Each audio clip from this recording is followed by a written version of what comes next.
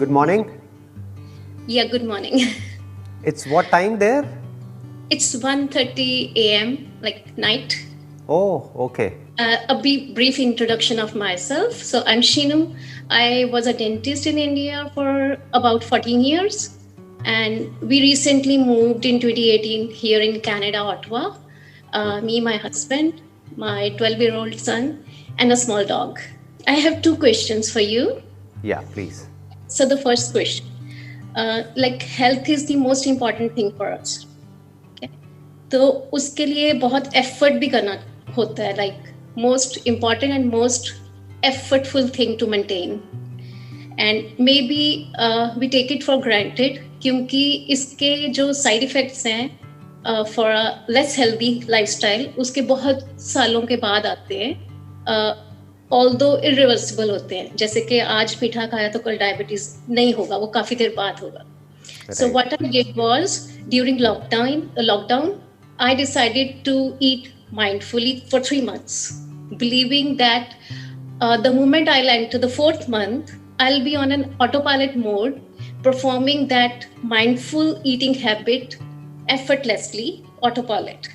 See, so my question now starts. It's like you also आपने एक दो sessions में बताया कि आपने 32 टाइम च्यू करने वाली हैबिट इंस्टिल की थी खुद में, और फर्स्ट अटेम्प्ट में it didn't work that way, लेकिन देन आपका ये you were successful in that. So my basic question is sir, old habit को न्यू हैबिट के साथ रिप्लेस करने में आपको कितना टाइम लगा और क्या था जो चैलेंजिंग था? देखिए, सबसे पहले तो ये समझना है हमको कि ऐसा कभी भी नहीं होता है कि कोई ओल्ड हैबिट है, वो 2-3 महीना हमने कोई नई हैबिट के लिए हमने एफर्ट किया, उसके बाद में पुरानी हैबिट पूरी तरह से ख़त्म हो गई और नई हैबिट बन गई। ऐसा थियोरेटिकली तो लगता है कि हो जाएगा, बट प्रैक्टिकली ऐसा होता नहीं है, क्योंकि जो पुरानी हैबिट थी उसको बनने में कई साल लगे, मे बी पूरी की पूरी लाइफ लगी। तो आप ये नहीं एक्सपेक्ट कर सकते कि 2-3 महीने में वो पूरी तरह से गायब हो जाएगी। That is always there in the subconscious. अभी आप कॉन्शियसली 3 महीने तक कोशिश कर रहे हैं अपनी एक नई हैबिट बनाने की, लेकिन जैसे ही आपकी कॉन्शियसनेस वहाँ से हटेगी, मान लो आपकी कॉन्शियसनेस में कुछ और आ जाएगा, अभी कोई प्रॉब्लम चल रही है लाइफ में, उस तरफ ध्यान चला जाएगा, या फिर मे बी प्रोफेशनल लाइफ में या पर्सनल लाइफ में कुछ भी कोई ऐसा थॉट आ जाएगा जहाँ से कि आपका ध्यान वहाँ से हटेगा, तो आप वापस से अपने वही पुराने पैटर्न पे चले जाओगे। This is the problem with creating a new habit. तो इसमें ध्यान क्या रखना है, सबसे पहले तो इस फंडे को क्लियर करना है कि ऐसा नहीं है कि एक बार हमने एक काम किया फिर वो बन गया और हम उसमें सक्सेसफुल हो गए। Life is not about success और failure. You have to keep trying no matter what to do the right thing. आप ये मत समझो कि मैंने एक नई हैबिट बनाई, that is to chew 32 times, और वो फिर हैबिट मैंने प्रैक्टिस करी मे बी कुछ महीनों तक, अब वो बन गई। उसके बाद में फिर बीच में ऐसा हुआ कि मैं वही अपनी पुरानी हैबिट में चला गया, फिर मैं कॉन्शियस हुआ, मैंने कहा यार ये क्या हो रहा है, मैं तो वापस से उसी पैटर्न पे जा रहा हूँ। फिर वापस से जैसे ही मैं कॉन्शियस हुआ फिर मैंने एफर्ट किया, फिर दोबारा किया, फिर दोबारा किया, और वो एफर्ट आज भी चल रहा है। ऐसा नहीं है कि वो एफर्ट कभी भी खत्म होने वाला है, because life is an ongoing struggle to fight with the old and to build something new. This struggle will always be there. तो जैसे ही हमको ये क्लियर हो जाता है तो अब हमारे अंदर रिग्रेट नहीं होगा। नहीं तो क्या होगा कि जैसे ही आप अपने पुराने पैटर्न पे वापस जाओगे आपको लगेगा कि मैं फेल हो गई। इट्स नॉट अबाउट फेलियर और success, it's all about you have to keep trying to do the right thing for your entire life. अब बार बार उसमें फेल होगे, 1000 बार फेल होगे, लेकिन आपको ट्राई करते रहना है। Because you are a doctor, तो आप बड़े आराम से इस बात को समझ पाओगे कि बेसिकली हमारी जो बायोलॉजी है, ये जो ब्रेन है, ये एफर्ट के लिए बनी ही नहीं है। ये बनी है, या जो हमारी जो बायोलॉजी है या जो फिजियोलॉजी है, that is meant for giving us as much of comfort and relaxation as possible. अगर आपकी ब्रेन को चॉइस मिले कि कुछ करने की ज़रूरत नहीं है, रिलैक्स करो, आराम से बैठे बैठे पूरा दिन टीवी देखते रहो या मोबाइल पे टाइम पास करते रहो या फिर बस सोते रहो, पड़े रहो, आलसी हो जाओ, तो ब्रेन वो ही चूज करेगी। सब ब्रेन लाइक इतनी पावरफुल मशीन है, सबसे ज़्यादा पावरफुल मशीन है। तो आई एम रियली समटाइम्स सरप्राइज्ड कि इसको पता नहीं चलता कि this is right, this is wrong, और इतनी इतनी पावरफुल मशीन है तो इसको अगले दिन से ही I mean it should implement that in human life के okay this is good, this is bad. I am really sometimes surprised. देखिए, ब्रेन के लिए कुछ भी सही और गलत नहीं है। ये जो सही और गलत है ना, ये आपके इंटेलेक्चुअल कॉन्सेप्ट्स हैं, ये हमारे माइंड में पड़े हुए हैं। ये वाले जो कॉन्सेप्ट्स हैं, ब्रेन के लिए कुछ भी सही और गलत नहीं है। हाँ, ब्रेन की अपनी या बॉडी की अपनी एक डिफ़ॉल्ट सेटिंग है, और आप वो कह सकते हो कि उसके लिए हमको नेचर के पास होना पड़ेगा। बट रियलिटी क्या है कि हम लोग नेचर से इतना दूर हैं जिसकी कोई हद ही नहीं है। मतलब कि जानवर जो है बेसिकली, अगर आपने बात करी अपने डॉग की, तो आपका जो डॉग है वो नेचर के पास है, तो जैसे उसका पेट भर जाएगा वो रुक जाएगा, वो छोड़ देते हैं। या फिर कुछ आप उसको ऐसा खाने के लिए दोगे जो कि जिसमें कुछ मिला हुआ है, तो या तो वो वॉमिट कर देगा या वो सूंघेगा और फिर वो खाएगा ही नहीं, वो उसको छोड़ देगा। तो इसका मतलब वो नेचर की इंटेलिजेंस के पास है। बट द क्वेश्चन इज कि अब हमको दूर कौन करता है? एक बच्चा तो पास है, जो बच्चा अभी न्यू बॉर्न बेबी है, उसको पता है कितना खाना है, कितना पीना है और फिर रुक जाना है।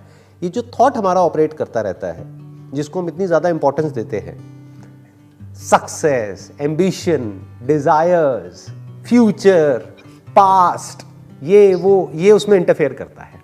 ये जो थॉट है, इसकी वजह से we are not at ease. What is disease? अगर मेडिकल टर्म्स में बोला जाए, dis ease, when your body और your mind is not at ease, that is a disease. तो इस डेफिनेशन के अकॉर्डिंग देखा जाए तो हम सब बीमार हैं। क्यों? Because our mind is not at ease. Mind में क्या गड़बड़ करता है? Whether there is a craving for pleasure और एन एवर्जन फॉर पेन, दोनों ही माइंड की जो ईज वाली जो स्टेट होती है उसको खराब कर देती है। बट हम इन दो के अलावा और जीते ही कहां हैं? माइंड के अंदर से अगर आप ये दोनों निकाल दो, that is craving for pleasure और एवर्जन फॉर पेन, तो माइंड ऑपरेट करना बंद कर देगा। पर 24 घंटे हमारा माइंड ऑपरेट करता रहता है, जिसकी वजह से जो नेचुरल हमारी जो बॉडी की इंटेलिजेंस है वो ऑपरेट नहीं कर पाती है, वो उसको ओवर रूल कर चुकी है। अब बॉडी की और ब्रेन की एक नई डिफॉल्ट सेटिंग है, तो उस डिफॉल्ट सेटिंग के लिए ब्रेन क्रेव करता है, और वो डिफॉल्ट सेटिंग कैसी भी हो सकती है। ब्रेन को उससे मतलब नहीं है कि वो आपके लिए अच्छी है या बुरी है। फॉर एग्जाम्पल, किसी को सिगरेट पीने की आदत है, तो वो बॉडी के लिए अच्छी नहीं है, वो बॉडी को खराब कर रही है अंदर से। लेकिन क्योंकि बॉडी को आदत पड़ गई है, चाहे वो सिगरेट हो, चाहे ड्रग्स हो, चाहे कुछ भी हो, चाहे कुछ ऐसा खाना हो जो आपकी बॉडी के लिए अच्छा नहीं है, आदत पड़ गई है, तो बॉडी को और कुछ समझ नहीं आएगा, बॉडी के लिए वही फ्यूल है, body will start craving for it. तो दैट इज द प्रॉब्लम कि we are far away from nature. इस वजह से अब ये जो प्रैक्टिस है, आपको ये करते ही रहना पड़ेगा पूरी लाइफ के लिए। यानी ये कोशिश ये कभी खत्म नहीं होने वाली है। ये मत समझो कि 3 महीने में या 4 महीने में, 1 साल में नई हैबिट बन जाएगी। फिर आप कहीं जाओगे, मान लो इंडिया जाओगे कुछ टाइम के लिए, 1 महीने के लिए, वहां पे वो आपको खिलाएंगे, पिलाएंगे, ये करेंगे, वापस से बैक टू नॉर्मल। वो जो भी आपने 1 साल में किया वो सब खत्म 1 हफ्ते के अंदर अंदर। Got that answer. Thank you. I have another question. Please. Sir, मैंने थोड़ा सा नोटिस किया है कि हमारे around most of the people nowadays उनमें कुछ कैरेक्टर्स कॉमन होते हैं, ट्रेट्स जो हैं, जो मतलब मुझे डिस्टर्ब कर रहे हैं कि क्यों हैं जबकि वो अच्छे नहीं है। I mean, I am not affected by those, but I have to tell my son and I have to justify why they are not good. So, like the first one is to belittle others. When even they are living on credit, on debt, even their mobile is on credit, they are paying EMI for those. उनके पास mobile data को पे करने के लिए पैसे नहीं है, but they will buy every new model of a new mobile at an EMI, right? So they show their materialistic possessions to belittle others. और सर इस तरह के behavior का जो end result है वो क्या है? मतलब I know they are empty from inside, but still they show how they manage those things. So that is my question. And where will they end? ऐसे जो लोग होते हैं जो अंदर से खाली हैं और बाहर से ऐसे दिखा रहे हैं कि पता नहीं हमारी लाइफ कितनी बढ़िया चल रही है, या फिर हम कितने एफ्लुएंट हैं, या फिर हमारे पास में देखो क्या क्या है, और ये वो बोस्ट कर रहे हैं, तो आप ये मत समझो कि वो आपको नीचा दिखाने की कोशिश कर रहे हैं। वो ये दिखा रहे हैं कि वो अंदर से क्या है। वो अंदर से इतने छोटे हैं कि उनको थोड़ा सा भी बड़ा फील होने के लिए, क्योंकि अंदर से इतने शैलो हैं, तो थोड़ा सा बड़ा फील होने के लिए they need some gadgets, they need something in order to justify, क्योंकि अंदर से उनको पता है कि उनका सच क्या है, कि अंदर से वो खोखले हैं। तो बाहर से उनको कुछ ना कुछ चाहिए ये दिखाने के लिए औरों को कि देखो मैं भी कुछ हूं। तो जरूरी नहीं है कि वो आपको नीचा दिखाने के लिए ऐसा कर रहे हैं, बल्कि ये भी हो सकता है कि आपके आगे अगर वो शो ऑफ कर रहे हैं, वो ऐसा भी हो सकता है किसी के आगे ना करें शो ऑफ। आपके आगे अगर कर रहे हैं तो कहीं ना कहीं उनको आपको देख करके ये एहसास होता है कि हम कितने अंदर से खाली हैं, और वो देखो क्या क्या कर रही है। लोगों को ये गलतफहमी हो जाती है कि अगर हम सामने वाले को ये दिखाएंगे कि हम ये हैं, हम वो हैं, हम वो हैं, तो सामने वाला हमारी रिस्पेक्ट करेगा। In order to get some respect from you, तभी तो वो बोस्ट कर रहे हैं। और इसकी जो जड़ है वो क्या है? क्योंकि वो खुद की ही रिस्पेक्ट नहीं करते हैं डीप डाउन, क्योंकि वो अपनी लाइफ में एक्चुअल में कुछ ढंग का नहीं कर रहे हैं। जो अंदर से एक्चुअल में स्ट्रांग होता है या एक्चुअल में लाइफ में कुछ मीनिंगफुल कर रहा होता है या कुछ ढंग का कर रहा होता है, वो कभी भी शो ऑफ नहीं करेगा। जो एक्चुअल में वाइज होगा या फिर नॉलेजेबल होगा, वो कभी भी अपनी नॉलेज को शो ऑफ नहीं करेगा। लेकिन जो अंदर से खाली होगा, वो कहीं पर भी गूगल पे थोड़ा बहुत कुछ पढ़ेगा और जैसे उसको मौका मिलेगा जा करके ऐसे दिखाएगा कि देखो मुझे तो सब पता है। जो भी इस तरीके से दिखा रहा है, चाहे वो नॉलेज को दिखा रहा है, चाहे वो पैसे को दिखा रहा है, चाहे वो चीजों को दिखा रहा है, आप समझ जाओ वो अंदर से खोखला है, अंदर से खाली है। But sir, ये चीज लेके जाएगी, मतलब where will they end up? They will end up in debt, और कहीं उनका कोई एंड नहीं है। क्योंकि अगर उनको अपनी जो सेटिस्फैक्शन है या ये कह लो उनको जो लाइफ का मीनिंग है वो मिलता है गैजेट्स में, तो अब मार्केटिंग की एक पूरी की पूरी दुनिया है, वो उनको कुछ ना कुछ नया बेचती ही रहेगी। अब ये मोबाइल का नया मॉडल आ गया, अब ये गाड़ी का नया मॉडल आ गया, अब ये हो गया, वो हो गया, और उनको कॉन्स्टेंटली अपनी ईगो को फीड करने के लिए बार बार या तो वही जो आप EMI वर्ड यूज़ कर रहे हो, या तो EMI पे कुछ लेना पड़ेगा या फिर लोन लेना पड़ेगा, या फिर कॉन्स्टेंटली उनको कुछ ना कुछ नया चाहिए। क्योंकि अगर उन्होंने पुराना अपने हाथ में रखा हुआ है और उनको आदत हो गई है इस तरीके से शो ऑफ करने की, तो अब उनको नया चाहिए ही चाहिए। Whether they can afford it और not, that is secondary. But इन बेवकूफ़ लोगों को देख करके हमको उनके जैसा नहीं बनना है, हमको उनकी बेवकूफ़ी से सीख लेना है कि वो बेवकूफ़ हैं, दे आर फूल्स। क्योंकि एक दिन मैं बताता हूँ उनका एंड क्या होगा। या तो वो एक दिन आपके पास आएंगे आपसे पैसा मांगने के लिए, दैट इज़ वन, कि भाई अब मेरी बहुत बुरी हालत है, थोड़ा सा मुझे आप हेल्प कर दो, नंबर वन। नंबर टू, वो डेट में इतने बुरे तरीके से जा करके फंसेंगे, फंसना ही है, मतलब फाइनेंशियल प्रॉब्लम्स उनकी लाइफ में एंड तक रहेगी और वो कभी भी उससे बाहर नहीं आ पाएंगे। तो बाहर से वो बड़े ऐसा लगेगा आपको कि बहुत ही सॉर्टेड है, लेकिन अंदर से वो पूरी तरह से एंशियस होंगे लाइफ को लेकर के। क्योंकि जिस भी बंदे के ऊपर कर्जा है किसी भी तरीके का, वो चैन से सो नहीं सकता है।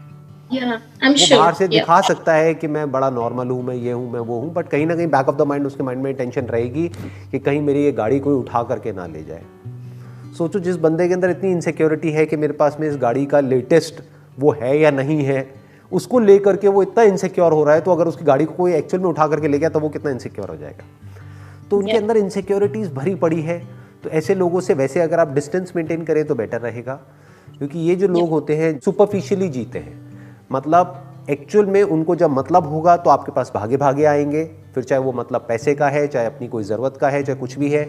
जैसे ही आपको उनकी ज़रूरत होगी तो वो पीछे हट जाएंगे। यस, क्योंकि वो अंदर से खाली है ना। They don't understand the meaning of love, they don't understand the meaning of friendship, they don't understand the meaning of giving. Giving का तो सवाल ही नहीं उठता उनकी लाइफ में। वो किसी को कुछ दे तो सकते ही नहीं है, ले सकते हैं लेकिन वो किसी को कुछ दे नहीं सकते हैं। तो ऐसे दोस्त बनाने का भी कोई लॉजिक नहीं है। समझ जाओ कि सामने वाला बंदा ऐसा है और उससे एक डिस्टेंस मेंटेन कर लो। मान लो एक टाइम पे वो आपका बहुत अच्छा फ्रेंड था, मान लो एक टाइम पे आपका और उनका बहुत अच्छा रिलेशन था, बट अब वक्त बदल चुका है, अब उनसे हम डिस्टेंस मेंटेन कर सकते हैं and we can get close to such people जो एक्चुअल में लाइफ में अंदर से ग्रो कर रहे हो। Sir, when they are close relationships, do we expect that they will improve? Because it hurts. जब तक उनकी खुद के अंदर से रियलाइजेशन नहीं आएगा तब तक वो चेंज नहीं होंगे। हर एक का अपना एक बेसिक नेचर होता है। अगर आप अपने ऊपर भी रख करके देखेंगे तो आपके अंदर भी बहुत सारी ऐसी कमियां होंगी जो शायद कोई एक्सपेक्ट करता होगा कि आप इम्प्रूव हो जाओ, लेकिन औरों को छोड़ो, आप खुद भी अपने लिए एक्सपेक्ट करते होगे कि जो अभी आपने पहला क्वेश्चन पूछा था कि भाई मेरा लाइफस्टाइल ऐसा है, वो क्वेश्चन कहाँ से आया? इसका मतलब लाइफस्टाइल में कोई प्रॉब्लम है जिसको आपने ठीक करने की कोशिश करी 3 महीने तक, लेकिन उसके बाद भी वो ठीक नहीं हुआ। तो दैट मीन्स कि आप अपनी एक्सपेक्टेशंस कोई पूरी नहीं कर पा रहे, तो आप कैसे एक्सपेक्ट कर सकते हो कि वो लोग आपकी एक्सपेक्टेशंस पूरी करेंगे? तो तभी भी concept of right and wrong है, ये हमें किसी और के ऊपर नहीं थोपना चाहिए। हमें सिर्फ ये देखना है कि हमें किन लोगों के पास जाना है और किन से दूर होना है। तो वो लोग जो अंदर से शैलो हैं या अंदर से खोखले हैं, उनसे आप दूर रहो, नहीं तो धीरे धीरे आप भी वैसे ही हो जाओगे। बस ये ध्यान रखना होता है। नहीं तो ना चाहते हुए भी उनके कुछ, जैसे बोलते हैं ना कि भाई खरबूजे को देख के खरबूजा रंग बदलता है, तो ना चाहते हुए भी उनका रंग आपके ऊपर चढ़ने लग जाएगा। कोशिश करो ऐसे लोगों के कांटेक्ट में रहो जो अंदर से फंडामेंटली स्ट्रांग हो। फंडामेंटली स्ट्रांग होने का मतलब आज के टाइम में क्या है, जिनके खर्चे कम हो, कमाई ज्यादा हो। Simple. Yes. You That got was all the really answers? thankful. हाँ, Yes, you got the answers. and I Great. mean, I was so disturbed with these questions, हाँ. and you gave me so simple solutions to that. Thank you. Yeah. Thanks a lot. Most welcome. Thank you so much.